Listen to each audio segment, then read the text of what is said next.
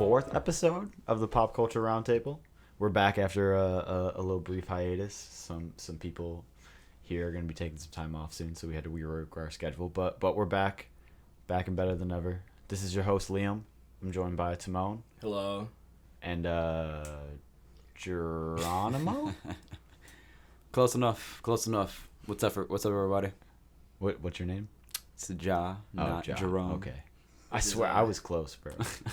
I mean, for those avid listeners, we got this. all 4 weeks in a row. All 4 of you, yeah. Same start. All 4 of you.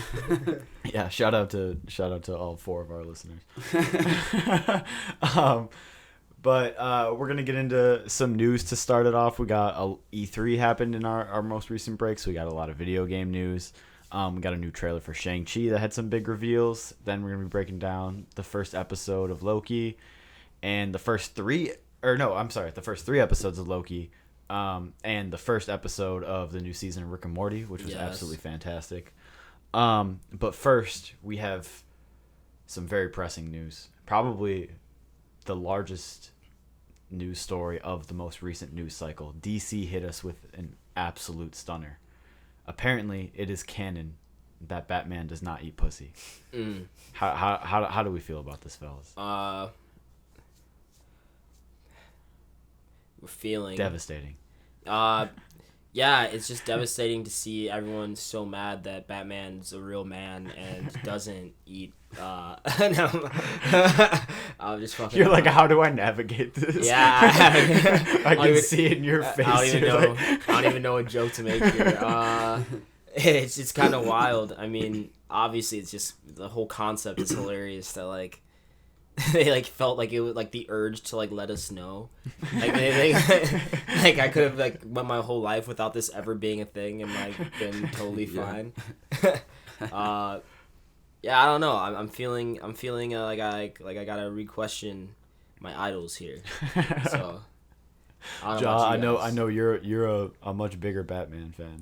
Oh yeah, I strongly agree with Timon. I'm personally hurt, as Batman was in my top 3 favorite superheroes. Now I gotta reevaluate. Where does he list. fall now?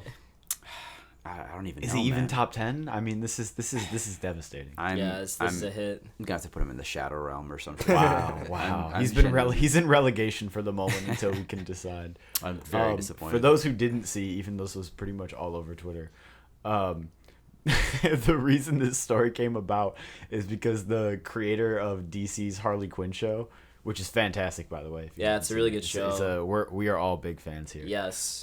Even though it's liberal propaganda, we like it a is. lot. It is liberal propaganda. The show will most likely make you gay, but but the showrunners for the show did an interview where they said that in the upcoming 3rd season they had a scene where apparently Batman goes down on Catwoman. And DC made them cut it out because, quotes, heroes don't do that. Which is interesting, too, because they said heroes don't do that. So that means not only does Batman not do that. I'll say, Superman, Green Lantern, any canonical DC hero. That was my next question. I was like, does Peter Parker not eat pussy? Well, he's Marvel. So it doesn't matter, though. Like, in the eyes of DC, Batman, Peter Parker does not. So it's like, like, who else? Yeah. Aquaman, you gotta be down there for sure. Come on, think, you know Aquaman's doing that shit, bro. Aqua, you think bro. yeah, exactly. He's for. You're telling me Jason Momoa's Aquaman does not go down? He must. He has to, bro. Apparently not, though, right? And then I'm wondering, do villains do that then too? Because I feel like Joker is definitely done that. Definitely. Yeah. So wait, maybe like since they said heroes don't eat pussy, then like the villains do. So then it's like, who's the real heroes in the story? Well, and then this also brings up the current Batwoman in canon DC is a lesbian woman, so it's like she's a hero. Does she not? That would be pretty precarious. I mean, that would be situation to find herself in. She's not just doing asexual that. then. Yeah. I mean, there's other modes of stimulation. We can talk about them later. But another terrific example of DC digging themselves into holes that they just did not need to be in. It's every new public announcement with DC. They're just making their reputation even worse. Yeah, I don't know. Like, it just makes no sense to me. Yeah. A heartbreaking loss. All the Batman stands I guess follow his lead and like don't get laid. Well, that seems reasonable. Yeah. Because female pleasure. Hate that. We will move on to other news. E3 happened 2 weeks ago from now. We're a little late, but that was because of our hiatus. A lot of big news. This was by pretty much everyone's accounts. This was a very good year for E3. Yeah, I wasn't paying attention, but like it seemed like everyone was talking about it more than it in the definitely past. generated a lot of discourse, mostly because there wasn't an E3 last year, so like everything that was going to get announced got announced this year on top of all the new stuff. Yeah. Because of COVID and shit. Oh yeah, I forgot that was a thing back in the day. Oh my god, yeah. We're Americans, so we don't have to worry about that anymore. Hello, our one foreign listener. There must be one of you. It's like we got one listener in like France or some shit. Yeah. Go France in the Euro, buddy. But I want to talk about a few stories. We can go around and talk about what the most interesting stuff for us were. But probably the biggest thing for me was I was very excited about this going into because it seemed like we were going to get an announcement. Bethesda gave us our first look at Starfield, the highly anticipated game that they've been working on. What's most intriguing about this to me is just that it's a brand new property from Bethesda. I'm a hardcore Bethesda fan. I play pretty much any RPG they put out. Fallout and all the Elder Scrolls games are like among my favorites. So the idea of just that Bethesda style of a game, but in a brand new world with like space, they teased it as like the story of the game is like if Han Solo worked for NASA. It's like the way this is gonna go, which is like that's such a cool concept because visually it looks more of like a realistic space travel game, like along like NASA, but then like they're gonna tell like a Star Wars-y story to it. Sounds very cool to me, but like Star Wars, but without the like more realistic in a way, which sounds really cool. I assume it's set in the future, to somewhere because it feels very real world. What did you guys think? Yeah, no, I was pretty excited. I saw the trailer. It looks really cool. It's really hard to form an opinion, though, because there wasn't really much in it. Like, there was no gameplay or anything. I know, that was the only disappointing thing. And I don't know. There's, like, because, like, Outer Worlds had so much hype. I think they said, like, that was going to be, that was another big announcement. They announced an Outer Worlds, too. I have not played Outer Worlds. I don't think any of us have played Outer Worlds. No. But I've heard good things about it. I've heard good things, too, and I've actually seen gameplay, and it looks really fun. It was just that big deal breaker of it not being open world or whatever. That was just kind of... See, I'm not against that. I'm not against it not being open world. Because, like we all love, like, Last of Us, and that's not open. I mean, it's got that little bit of open worldness to it. But true. it's at the end of the day, it's not an open world. It's not a sandbox, No, that's completely true. But like, at least me personally, like I go to Naughty Dog for those like linear type games. I don't go to Bethesda for that. You know what I mean? Like, I go to Bethesda because I want what they gave me in Fallout and New Vegas. So like I don't know, that's one deal breaker for me. I probably will go back and try Outer Worlds sometime down the road, but I am pretty hyped for the newer game though, just because like it does look really cool, and I think that was confirmed to be open world, which is really cool. They did. So the two big disappointments for me were, one, the release date. It's coming out a year and a half from now. I was talking to you about it beforehand. I was like, bro, it's coming out this November. Like, I guarantee this is exactly what they did with Fallout 4. They didn't talk about it for years, and then they dropped a trailer at E3, and then it came out the next November, and I was like, they're gonna do it with Starfield, and I was dead fucking wrong. It's coming out a year and a half from now. And we have like no gameplay about it, which is disappointing. But I mean, because of COVID, a lot of studios probably took a hit in terms of their production schedule. So I'd much rather get a finished game if it means we have to wait a year after the recent disasters of Cyberpunk and other games. 76. No, yeah, I agree with that for sure. It's better to like take your time than to rush it. Yeah. As somebody like from the perspective of somebody who's not really like, I'm not a huge gamer in general, but like in the sense of like Bethesda and stuff, I haven't played a lot of like the games. So like I just started Skyrim and I've been playing like very like spottily. It's pretty fun, at the times where I have played, but that's like my only real experience other than like watching friends play like the games. But outside of that, like Ja was saying, it was kind of hard for me like to form an opinion. Excuse me, but I didn't have like the hype of like oh my god, this Bethesda's new thing, because I'm not like clued in. I'm not part of like the zeitgeist of like their types of their games, just because I haven't played them.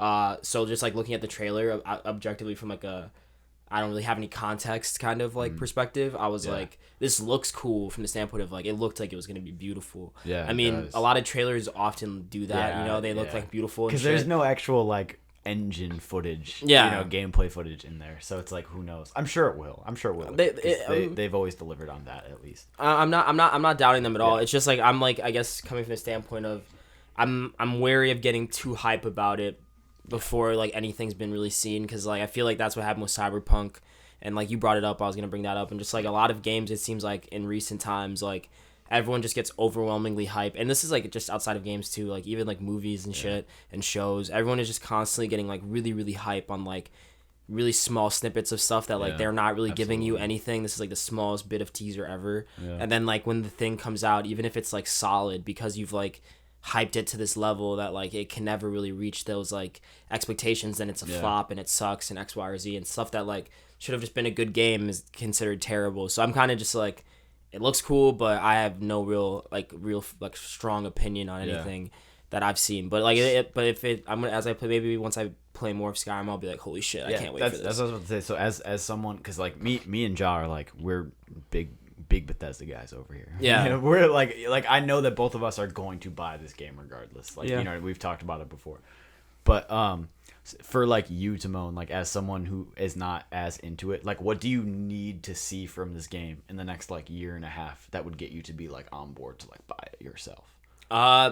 Just other people saying. Because it sounds like you're intrigued at least. You know? Yeah. I mean, like I said, I'm not a huge gamer, so like I really only ever like feel compelled to go out and buy a game if it's like I'll play like, you know, like stuff like Storm, you know me, like Jump Force, shit like that. Games that aren't even necessarily good, based but like on properties that like I like yeah. fuck with. Yeah. Like Kingdom Hearts 3 was probably like the last big game I got on my own. Yeah. You know, even though it sucked.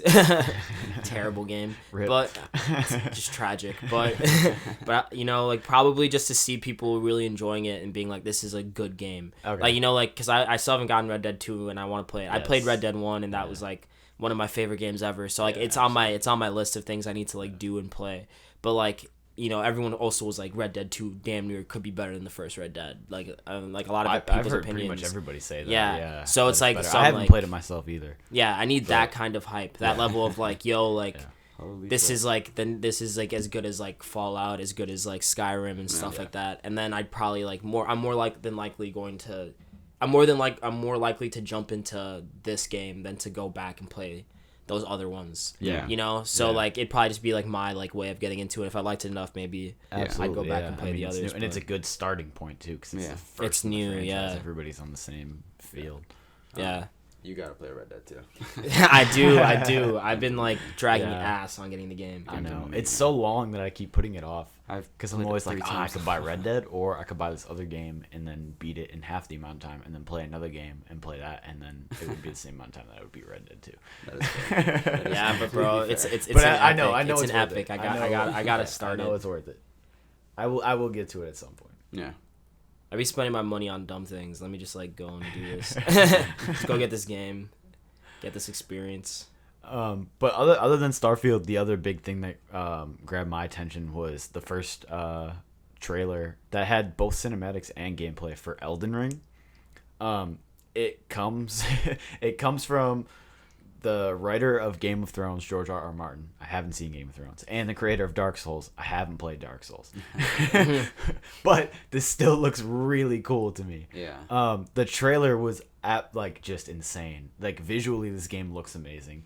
The story, you don't get much. Yeah, not really of the story. You that's can tell like that's like every trailer now. Just like, we're scared you're not gonna like this. So get hype about how it looks. You can tell it's like, all right, they want the Elden Ring. Yeah. That's yeah. But it's George R.R. Martin, so it's gonna be something subversive, probably. Yeah. Just because like it'd be too spot on to like Lord of the Rings if it's just like chasing a ring. Your character's probably gonna have sex with your cousin. Yeah, definitely incest. A lot of incest. No, but I've heard a lot of the cool things about Dark Souls is like the creatures that you fight in it. Yeah. And you can tell from this trailer that there's a lot of really nasty, gnarly looking creatures to fight here. Yeah, this game looks sick. Ja, you played one of the Dark Souls games. As a Game of Thrones fan and someone who's played Dark Souls, how do you feel about this? Yeah, no, I was just thinking about it. Like, it looks really cool and it's really exciting because it like encompasses aspects of both. Like you said, it has like the bizarre creature design from Dark Souls, which was a huge selling point, at least for me, for that game. It was insane. And like the gameplay mechanics too seem to have remained mostly from our Dark Souls, obviously, which I think is also really cool because I can't say I've played a lot of games with that style of mechanic where it's like you're kind of just like hack and slashing, fucking up some sort of like insanely powerful beast. I've seen only from Donkey videos that rolling is like the big mechanic of like dodging and shit. And dying a lot. But that might just be Donkey. So yeah, shouts out video game Donkey. It's so funny. Love that dude. And yeah, it's also really famous for being extremely hard. Yeah, that's what I've heard. Extremely hard. Which honestly, I want to say Dark Souls is what inspired me. Like, you know, every new game I get or play, I try and play on the hardest difficulty just because of, like, years of playing Dark Souls 3 and dying so much. Finding just, like, fun in that. And yeah. Just, like, failing. There is something to, like, a game that, like, actually makes you, like, work for it. Yeah. You know? Oh, yeah. It's like with the ladies, you know? Yeah, you gotta have a little chase. Nah, I completely feel that, and I can honestly, even from just the trailer, I can see the George R.R. Martin like aspect to it too. Like that dragon. I mean, they've had dragons in Dark Souls too, but like they haven't looked like that. That looks like some shit. That's more like a Game of Thrones dragon. Yeah. Honestly, I wouldn't even say it's similar. It just looks like some bizarre Game of Thrones-esque type dragon. Mm-hmm. And I'd say some of the creatures too. I can see like where his influence was applied, and that's really cool to be able to see. I mean, his influence is probably obviously going to show up way more in the story, which they're not going to reveal because, like you said, Timon, they just don't tell you shit about the story in the trailer because they don't want to. They don't want to lose you. Literally every time. But yeah, that's where it's good. That's where it'll mostly reveal itself. But yeah, I mean, visually it looks really cool. I've been meaning to play the Dark Souls games. I'll probably get to those eventually. But yeah, this game, I mean, who knows? I might just get to this game first. It might be a while. But this game definitely has my attention. Yeah. It's one of those games where, like, I don't know if I'll buy it myself, but, like, if it's for some reason some classic, I'll probably, like, go for it. But it does look really cool. Yeah. And I feel like, you know, the market that it's definitely, like, aiming towards is gonna, like, eat this shit up. Yeah. I feel like George R.R. Martin hopefully will, like, I mean, if his focus is actually on writing a good story, it could be like a really, really cool game. Yeah. You know, what are the Dark Souls stories like? Are they like really good stories too, or are they more of a combat focused game? I'd say the stories are usually pretty cool and interesting. Like, honestly, it encompasses like both aspects really well. The stories at bare minimum pretty interesting. You can get engaged in it. I personally enjoyed the combat way more because that was kind of like my selling point of the game. Like I you know, like the whole hack and slashing thing.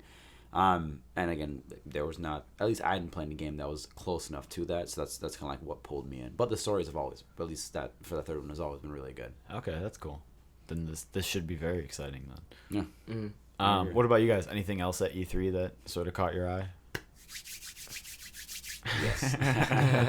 I personally, my eyes went wide when I saw the Avatar trailer for the new Avatar game. Yeah. Just because I guess I am a part of that very, very, very, very minority of people that actually enjoyed the movie. You are literally the only person I know that liked that movie. See, it's one like of those not trying to roast, like you genuinely are. See, it's like genuinely never. See, that's the thing though. Like people I know, like it's not like they didn't like the movie or like when I watched it, I'm pretty sure I was like, "Yo, this is cool," and then it's just like I just don't remember what happened in the movie.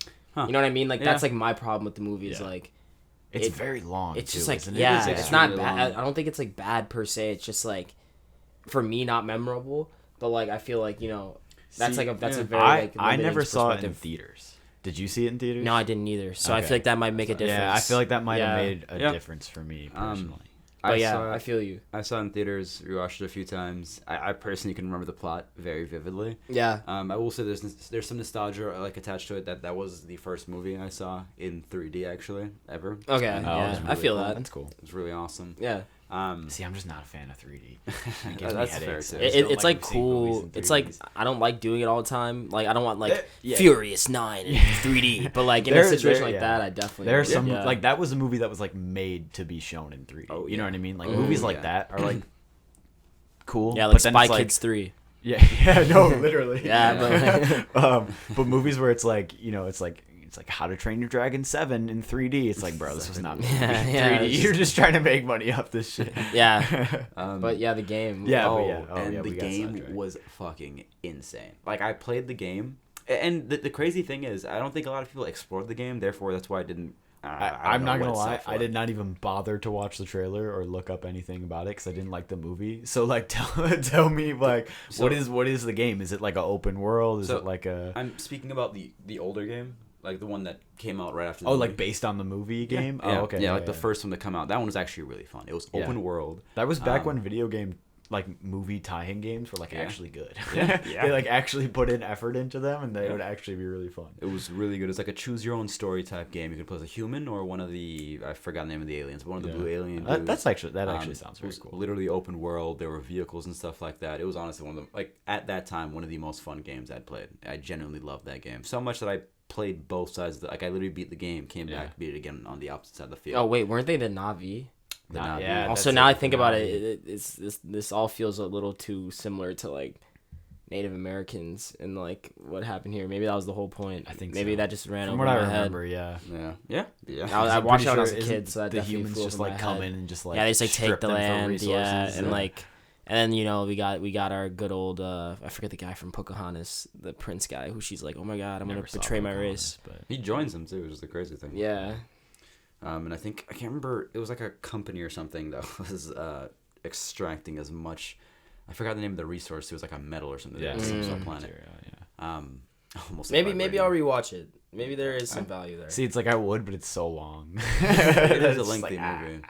But the game, sorry, we keep just getting sidetracked talking about the movie. I'd say honestly, it was that first game more than the movie even that's kind of bringing me back with the second game, just because I personally enjoyed that game so much that I'm willing to give this game a good try. Like I remember the vehicles were extremely fun. The story was amazing. The story was actually a different-ish story from the actual game. Because obviously, like different characters. Different characters, yes, but there's also some decision-based like stuff that obviously strays from the movie. Like you can play as a human and continue that route without siding with the Na'vi, and then vice versa. So they let you be the colonizers. Yeah, you could literally be. I love it when they let me do that. So I'm generally willing to give this game. I think personally, I genuinely think it could be at the bare minimum fun. The bare minimum. And I don't remember. Do you remember who they said was making it? No, I don't. I don't remember who was making it. Depending on the studio, I generally think it could be a good game. I don't know about a bestseller, but I think it could be a good, fun game. It's Ubisoft. I just looked it up. Yeah, Ubisoft is making it. Now I have stronger expectations. Okay, yeah. It looked. I saw like a small thing. It looked cool, but then again, like I said, that's the whole trap here.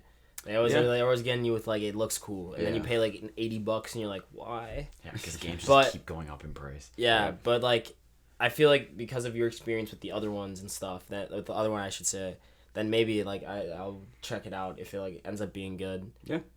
I genuinely remember having so much fun on the first game. Yeah. So yeah. See, I didn't even know they made a game for the first one. That's the thing. So what is this game like is it a new story? I would assume so. Okay. If honestly, you can even tell from the trailer. What can you tell from the trailer, like about story wise? Some of the gameplay still looks more or less similar, at least from what I've seen from the trailer. Do you play as the Na'vi, right? See, because they didn't really give that much footage. I'm honestly just assuming that you're probably gonna have like a similar style to the first game, where you might be able to play as either both or either or at some point. Yeah, that would be cool. That sounded intriguing to me. I hope they do that. Yeah, I doubt they do kind of like only one of each side. I'm hoping they kind of keep the same mechanics where it's like either open world or it's like kind of like Fallen Order where it's kind of open world or you can go back to certain locations. But no, I'm at the very least I'm peeking in the door. Probably gonna at least give it a try and see how it looks. Depending on how reviews go. Yeah, I feel you. I didn't have one. I didn't have any like I wasn't really paying attention to E3 so I'm not really a gamer. But I did like see like a Nintendo. I don't know exactly what they were doing, but like people were hype about that. Yeah, they seem to win the show. None of us own a Switch or any sort of Nintendo device. So bad. I know I want one really badly. I would but yeah, I saw Breath of the Wild too. I did not watch the trailer because I have yet to play the first one and I don't want anything to be spoiled. but I heard it looks amazing. Just like the first one, it's probably going to be amazing. Yeah. I didn't probably look going to be either, game of the year, whatever year it ends up dropping again, because that's just like how it goes.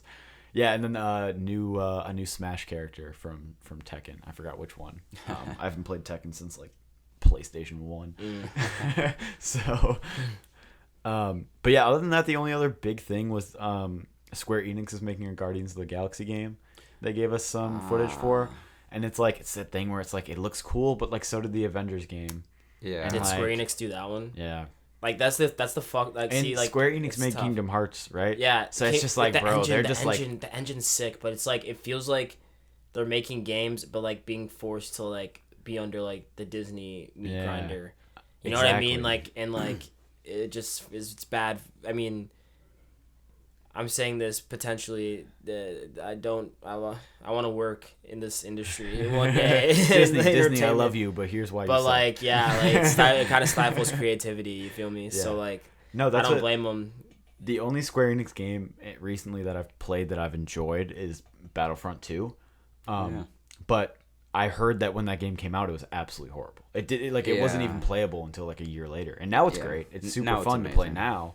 But when it came out, it was absolutely unplayable. Like, it was like you could not even play it because of glitches. There was the whole loot box like fiasco where they were just trying to milk everybody for money. It was just a disaster. Yeah. I will say, at least on my end, cash grab, which is what they did with the Avengers game too. Grabs. Apparently, it was like you can just buy. Like, there's like 30 different armors for Iron Man. Yeah. But like, there's like it's like an 8-hour campaign. It's like, bro, you came up with all these costume designs you could buy, but like you couldn't put like an extra like 5 hours into the fucking story. No. Cash grabs. Yeah. All we want is money. Yeah, it's sad to see the gaming industry go that way. Yeah. At least for me, my only issues with Battlefront 2 were with the loot boxes and all the skins and the cash grabs. But the issues that I had weren't with the actual gameplay, and I think that's why the game was able to be fixed. Yeah. I think that does not apply though to the Marvel game because my issues were with the gameplay and also the cash grab. Yeah. Like personally, I felt like I only played maybe 10-25% of the campaign, but I just did not like the controls or the mechanics. Of Avengers, you mean? Yeah, I didn't like it at all. It felt like they were like, let's make a game where you could be the Avengers and let's make money off of it. And from what I've heard that a lot of the characters are like similar to each other. They very much so are. It's like so it's like the movies, how you can just like swap them out. Yeah, exactly. It just works. It's like, bro, Iron Man should not play it the same way as Hulk plays. Seriously. The same way as Black Widow plays. Seriously. Like, this is like I hate referencing this game, but they do it the best. I think like Naruto Ultimate Ninja Storm 4 is like one of like the best games in terms of mechanics. Cause like each character feels so different. Yeah, it's so different playing that character. Like when I'm playing Iron Man in Marvel or in that Marvel game, it just doesn't feel like I'm playing Iron Man because like I'll jump and maybe hold the button to fly. I can't like actually like fly around like Iron Man would. Yeah. And it just feels like they didn't invest enough time to actually make the controls feel fluid enough for each character. Because they wanted that money. They said these motherfuckers gonna buy it either way. Yeah. And you did. I did not. I played it for free. Thank God off PS Now. I literally could have beat this game because I have it for free now, and I'm probably just not gonna play it for free, and you it's didn't so even boring. beat it. Yeah, or not even boring. It doesn't feel like a fun game. Probably not going to be a purchase and for me. I feel kind of bad about the Guardians of the Galaxy game because I've seen gameplay for that, and I'm not gonna lie. It looks but cool. So did the Avengers game, and then everybody. See, I wasn't even hyped for the Avengers game. Yeah. Like even like before, like I looked at it, I was like, bro, this game. I didn't like think it was gonna suck, but I was like, what about this is exciting? Like the story didn't seem super exciting, and like I guess you know, like I'm like, I always say this. Real fans know this. What's keeping me invested in the MCU and like Marvel and everything and shit is Spider-Man and his storylines. And he wasn't even in it, right? They promised a Spider-Man DLC for only PlayStation users, and it just hasn't come out yet. Yeah. They promised before the game came out that Spider-Man will be a DLC character, but because like they had to do the agreement through Sony, it would only be on PlayStation. Yeah. See, and on top of that, and it would be like apparently like what they were going to do was put in like it would be like the same Peter from the Insomniac Spider-Man games. Yeah, like, it would be the same kind of crossover thing, and it's just like it might be happening. I don't know. Also, they announced more DLCs for Avengers game. They announced like Black Panther's coming in as a playable character. Who cares?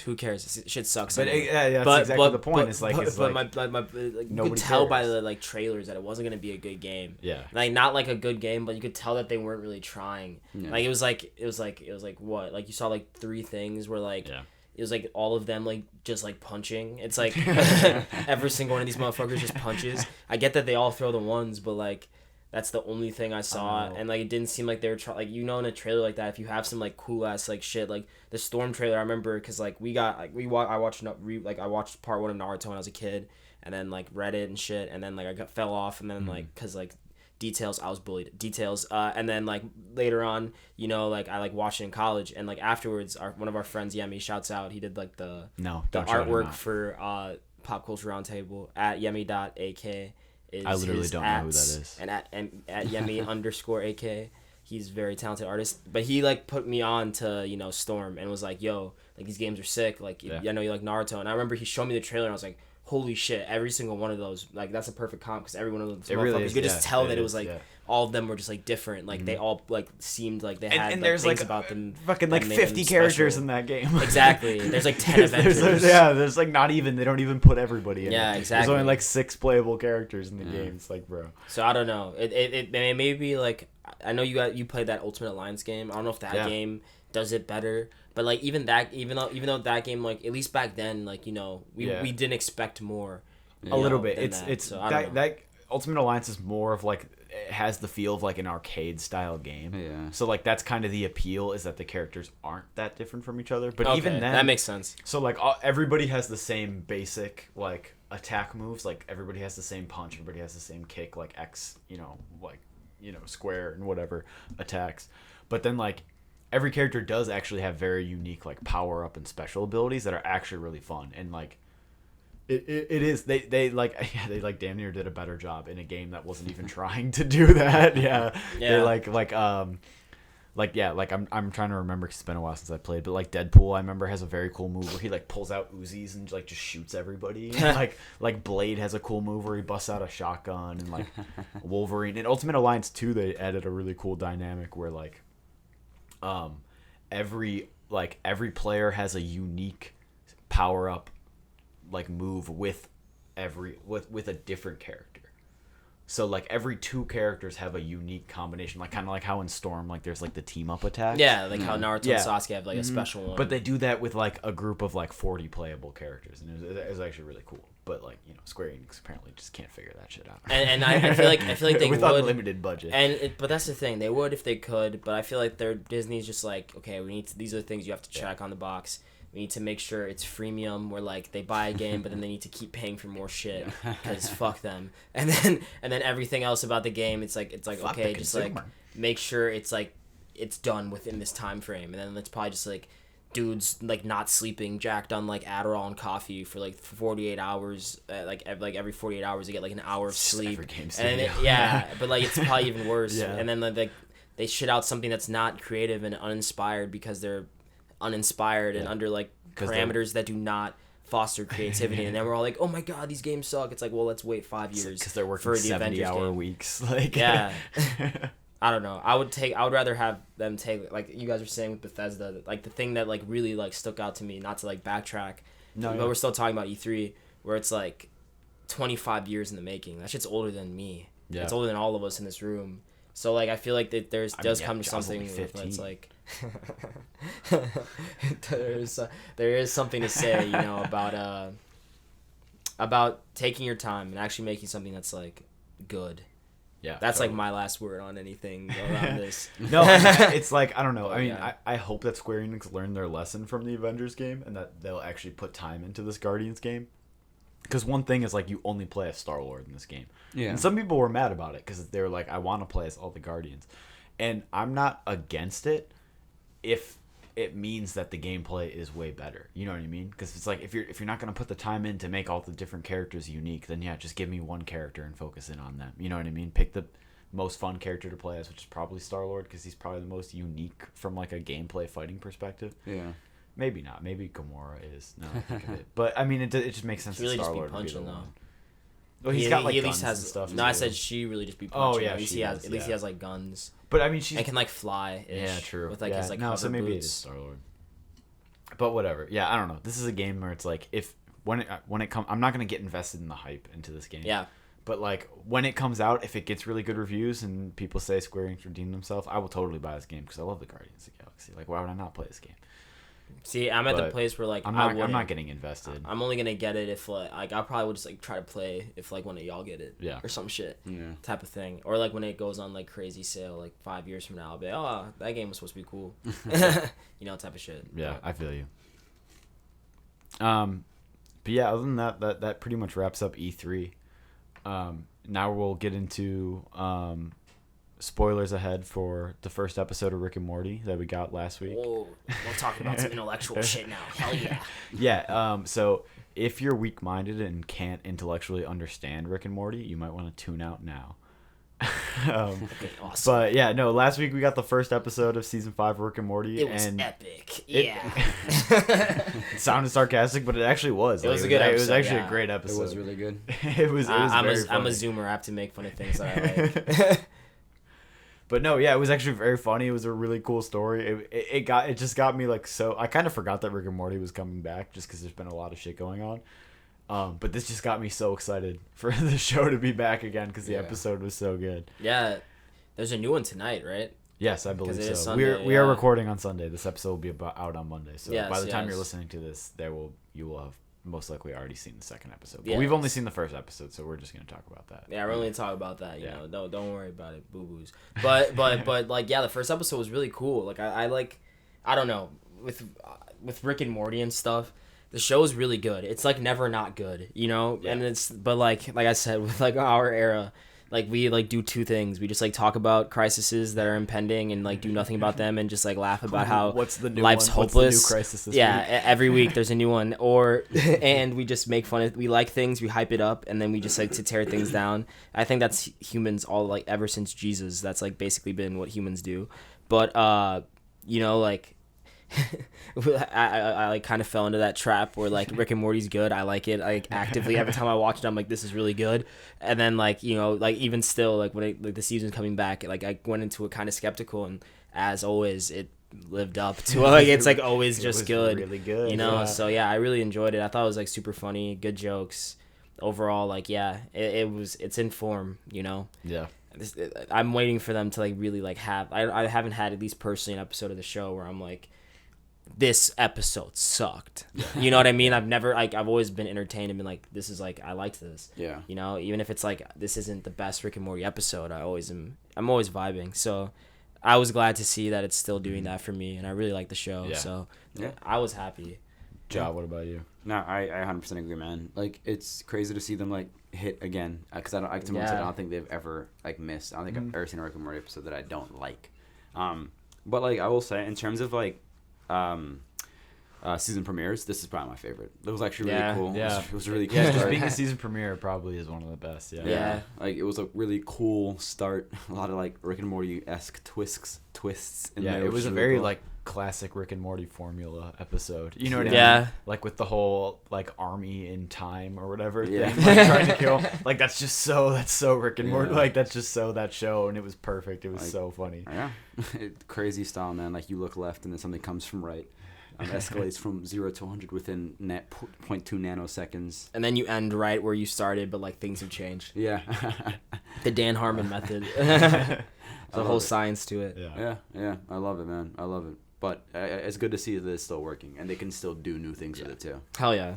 Yeah, I'm very excited to see where the rest of the season goes from here. Yeah. And like, I don't know, I'm not trying to be that guy who tries to like look too deeply into it, but like the only thing I could say is like it's pretty cool that like Rick was in the background of the episode, Yeah. Like it was like focusing on Morty, and like I don't know, like even though it's like Rick and Morty, like it's like been feeling more recently like it's Morty and Rick the past like couple seasons, like and like I don't know if that's the overall arc they're trying to like have for like the series type of deal, and like have Morty just like come into his own a bit more and shit. This episode specifically showed a lot of growth for Morty. The fact that he was just like comfortable going through that thing all on his own and like kind of took charge of it and was like, fuck Rick, you know what I mean? Like wasn't actually just Rick's bitch, but like complaining about doing stuff and trying to do his own thing. Yeah. It's like, wow, character development. Isn't this interesting? And like also like he's like obviously like a big part of his character was how anxious he was and shit, but like he seemed pretty calm like throughout the whole episode. Even in like the moments with like I forget her name, but like his crush. So like I can't remember. Jessica, yeah. Even in the moments with Jessica, he was like kind of like in control, which is cool to see. Like just like that progression, that confidence kind of building in him. Yeah. See if he becomes his father or his grandfather. Yeah. Seems to be like what's gonna happen, like just like in real life. Yeah, no, I mean, this definitely got me reinvested into season 5. Still going, yeah. Where do you guys think it's gonna go from here throughout the season? Because it's mostly an episodic show, but every season does definitely have a sort of arc. Yeah, I agree. Personally, I have no fucking clue. Because everything that I thought for the last season was a completely, like I think whatever it is, I kind of hope Evil Morty is involved, because I think that's a really cool character that they've been keeping in their back pocket for a while now. I thought they'd pull him out last season, but they didn't. They did the bird person thing, which I think was even cooler. But that was cool. My point being is I can't even predict. But I hope something with Evil Morty. That'd be kind of cool. Yeah. I don't really have any like crazy prediction. My only thing is maybe like just like seeing a more of like a shift in like Rick and Morty's relationship, and it's kind of been trending that way. That seems to be the whole thing, is like just like every season there's like shifts in like the way the family interacts with each other, and that's like the main things that like change. So I'm kind of just like waiting to see at what like where they take it, because like we've kind of had the moments where like Rick wasn't really, no one was really fucking with Rick, and then you had the moments where it's like, oh, no one's really fucking with Jerry, and like there's like, oh, Beth left, like there's like all these like different kinds of like moments that have happened over the past few seasons, and I'm kind of just curious to see like how they continue to like have the characters like progress forward, and like how that changes their interactions with each other. So I'm kind of just like the only thing I could maybe guess is like we'll focus a bit more on Morty, and like maybe probably like getting more like adventures about like him, and I feel like maybe the side characters too, like side characters, but like Summer, for example, because like she was fucking like doing a whole mission that whole time on her own. So I feel like we might get some more stuff about like the kids and like all the characters outside of Rick. Like Beth and Jerry. Yeah, especially now that they've really been like, because apparently like at the beginning of the series it was like he had always kind of kept them all at like an arm's length, and like it was him like basically coming back into the family, but now that he's there, like all of them seem to have like everybody's sort of on the same page again. Exactly. And like they're like all like are like taking like having like their lives be affected by him in different ways. Like they're all like involved in this weird like crazy his crazy world has now like bled into their own, and they've all like become one. So maybe like I don't know, like no we'll escaping see. They're too deep now. So I don't know. And like I don't know, I really don't know. I don't want to just. But keep, overall, it's a really great start. I'm really excited to see where it goes from here. Yeah, same. But now we'll switch gears into we got our first 3 episodes of the brand new Disney Plus show Loki. I believe it's going to be 6 episodes, so we're at the halfway point right now. And I'm personally really enjoying it so far. I think it's been a really good start to the first 3 episodes. What about you guys? Yeah, same here. My expectations weren't too high for it, to be honest. Like I think we talked about in the last episode. Yeah. So like I wouldn't necessarily say like I'm disappointed or anything. I personally think it's a cool show. I'm probably gonna continue watching as much as I can. But I like what they've been doing so far. Honestly, with the whole like I want to say world so far. It's been pretty cool. But I don't know. It's only the first 3 episodes. So like not a lot has happened, but like not that much has like happened yet, to be honest. At least in terms of like what I've been looking for. But so far, I'm pretty interested. I'm an adamant watcher. Why are you adamant watcher? I so like, yeah, like I feel like I forget what my position exactly was last episode, like episode, but I feel like I wasn't crazy hyped for it, because like I don't remember being like crazy hyped for it. Though I was like, it'll be interesting to see where it goes. It's kind of remember and like I don't know, like that's kind of how I felt at the beginning. Like the first episode was really cool, and not really cool, to be honest. It was like a nice dip your toe in, but I wasn't really grabbed by it at all, really. I thought the ending was cool to see him have that moment of like him like seeing himself die and having to like confront himself. And like I feel like that's a theme throughout the series, where like all the best kind of moments seem to happen when they're just like having like character moments, and like the show's kind of still. Is kind of when it's doing, at least that's the stuff that's the most intriguing to me. But that might just be because I'm invested in the character of Loki. from because of like all the other properties and stuff. Disney, it's a cancer. But the last episode, the newest one, the third one, was the first one that really like grabbed me. But like I said, it was mainly because of like a lot of those conversational moments and like kind of like learning a bit more about what is like, and like the TVA, in the sense of like they kind of seem to be like time fascists, you know. So it's like the kind third of episode was by interesting. far my favorite too. Yeah. And like it'll be like I didn't see it, like I didn't see at least it coming that like the two Lokis might team up and like it might be them trying to expose like that corrupt whatever from the TVA. Yeah. And like maybe the fact that it was so slow starting off and like kind of like tried to lull you into like it's one thing means it's gonna go crazy in the other direction and do something really cool. I hope so. Which I hope, yeah. And like the way the last episode ended, it's like how the fuck are they gonna get out of this? And there's like a lot of like different like things just kind of like hanging in the air. So yeah, I think like for a third episode, a halfway point, it's really like in a good place to like it set itself up to do some cool stuff. So it just depends on like where it goes. Yeah. I'm gonna keep watching week to week. I've already got this far, so yeah. No, I agree. Yeah, I think like you were saying, the last episode really did a good job of setting it up for the show going forward. It set itself up to be one thing, and now it's kind of something else, which is very. Yeah. I was into the first two episodes, but I'm much more intrigued by the premise of the two Lokis teaming up and going after the TVA together. Yeah, than I was for Loki just being this like time agent. Yeah. Yeah. It also just didn't feel true to the character. Yeah, exactly. Yeah. I mean, he was forced to do it, but it still just didn't feel.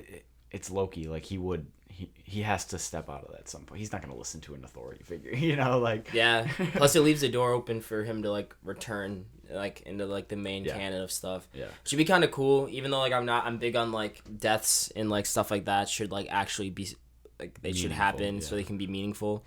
But I do think it's like a cool thing to explore. Yeah. And see how that like tweaks with shit. Yeah. Yeah. But yeah, we'll see. I agree. I will say I'm kind of excited to keep watching going forward. So I'm just really excited to see like where it does go from here. What do you guys think is going to happen going forward? Because a lot of the speculation that I've been seeing online, the big intrigue seems to be about the timekeepers and who exactly they are and whether or not they actually exist. Because the big thing was that the female Loki, she now like she knows their location now, right? Or like how to get there or something. I don't know if she knows exactly who they are or what they are or anything like that, but she knows like where they are. Yeah. They just can't get off this planet that they're on now. So that seems like where the show is going. I don't know exactly what, but what do you guys think? Honestly, I personally think I'm more so on the side that they probably don't exist. I have no idea of what I think will happen. I know what I want to happen, and that kind of just be for both of them to kind of just do that and figure that out. Yeah. I think it'd be really cool to see them kind of team up and go against it. But personally, I'm probably more so erring on the theory that they probably don't exist because I feel like that'd be the coolest like route to explore. Because then what? Like where from there? You know what I mean? Yeah, it would be interesting to see like all the people who work for them like having that moment like where it's like oh shit, like what do everything all we the believe is a lie and now? Like what do we do now? It's also going to be interesting to see like if the timekeepers don't exist, who is the person who like or thing or entity or that like has created all this, because like the TVA is still a thing, and like in the last episode it hinted that like all the people on the TVA were just like normal people before they got brought there. So it's just kind of like who has like a vested interest in like keeping the timeline as this one pure whatever the fuck they call it timeline, and it's probably some Doctor Strange shit, since that seems to be probably. That seems very likely. This seems like what this is trying to set up. They mentioned the word like, multiverse many times. Yeah, it's always like something's trying to set something else up, so that's probably your best hint. So the showrunner of the Loki series is the screenwriter for Doctor Strange too. So there you go. Yeah, they're most likely going to directly tie into each other. Yeah. I just heard multiverse and like multiverse of madness. You're like, okay, probably Doctor Strange. It's probably. So whoever they think the villain of Doctor Strange is gonna be, I'm guessing it's them. Yeah, that's my thing. You think it's possible like Loki is like the villain of Doctor Strange too? Probably not. I don't see that happening. It'd also just be like Why? Yeah. Yeah. Do you think he'll be in it? I feel like he could be. That'd be interesting. He might work with them. Yeah. Yeah. Isn't Spider-Man gonna be in it? It's not confirmed, but because Doctor Strange is going to be in Spider-Man, so a lot of people think that Spider-Man will be in Doctor Strange because of that. Like they'll somehow tie into each other. I don't know. Scarlet Witch is going to be in it. We know that for sure. And Elizabeth Olsen has talked about how it's like very much so like a buddy adventure at times for a lot of it between the two of them.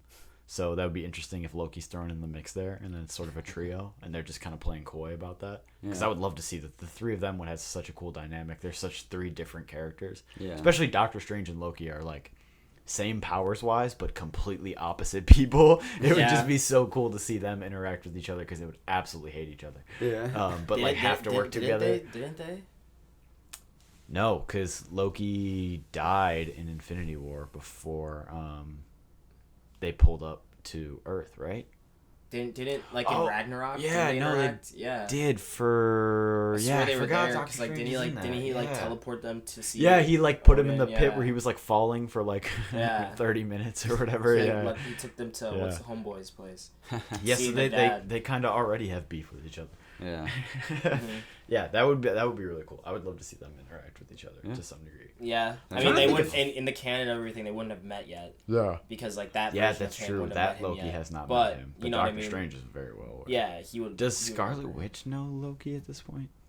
She must know. Everyone knows. I mean, she knows him. who he is, but have they like formally met? I don't think so. Yeah, I don't. It's too hard to like keep it all straight though. Yeah, I don't think so. I'm trying to think about it. Yeah. But that would be cool. Yeah. Yeah. I'm just like I don't know exactly what's going on, so I feel like that's a good thing. Yeah.